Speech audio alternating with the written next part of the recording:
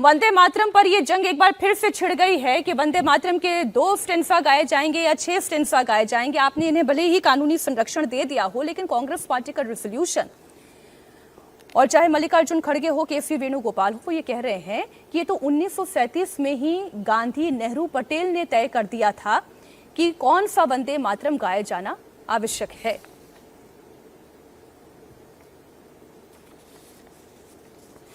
देखिए, वो बात जो कांग्रेस बता रही है वो पूरी नहीं बता रही है।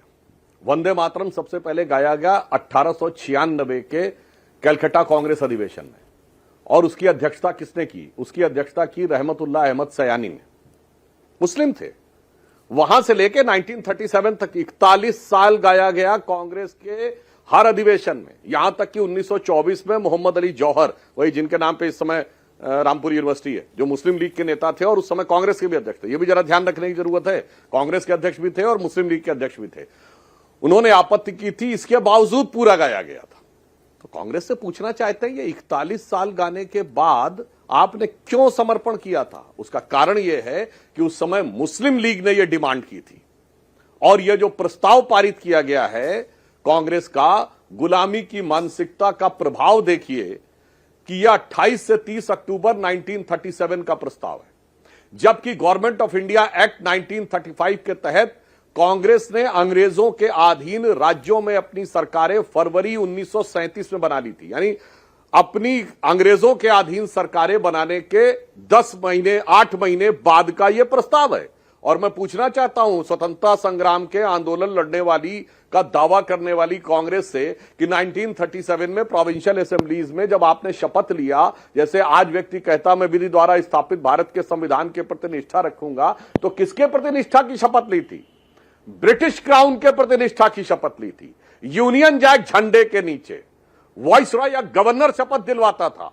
यानी पहले वो, उसके बाद मुस्लिम लीग के आगे संपूर्ण समर्पण, और देश बांटा और वंदे मातरम को भी बांट दिया। अब मैं इसमें एक और बात स्पष्ट करना चाहता हूं।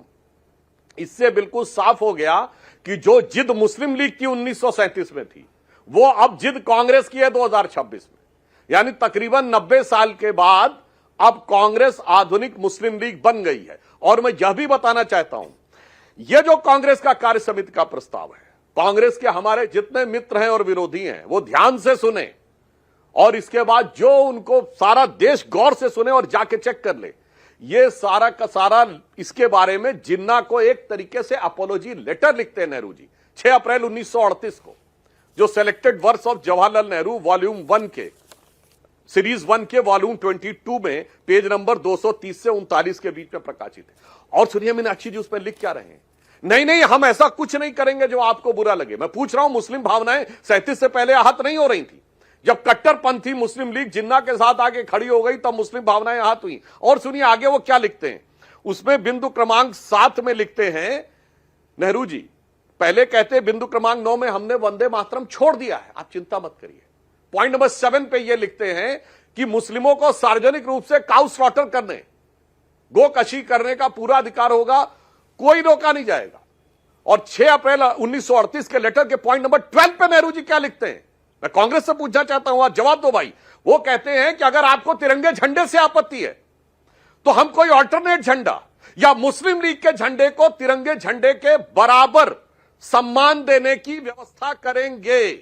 अब बताइए, उस प्रस्ताव की बात आजाद हिंदुस्तान में गुलामी के समय में अंग्रेजों के अधीन सरकार बनाने के बाद मुस्लिम लीग के आगे घुटने टेकना नहीं, साष्टांग दंडवत करने के बाद, और उसकी सफाई 6 अप्रैल 1938 को जिन्ना को लिखे हुए लेटर में यहां तक कहना कि तिरंगे झंडे के बराबर रखेंगे। इसका अर्थ क्या हुआ? इस सीमा तक समर्पण था, इस सीमा तक कंप्रोमाइज था, और आज फिर वही किया जा रहा। और सुनिए एक और बात आपको बताता हूं, वो कहते हैं कि मुस्लिम लीग के साथ हम कोलिशन गवर्नमेंट भी बनाएंगे। और आज मीनाक्षी जी, स्वतंत्र भारत में मुस्लिम लीग के साथ कोलिशन गवर्नमेंट है, तो कांग्रेस की केरल में मुस्लिम लीग के 5 मंत्री हैं।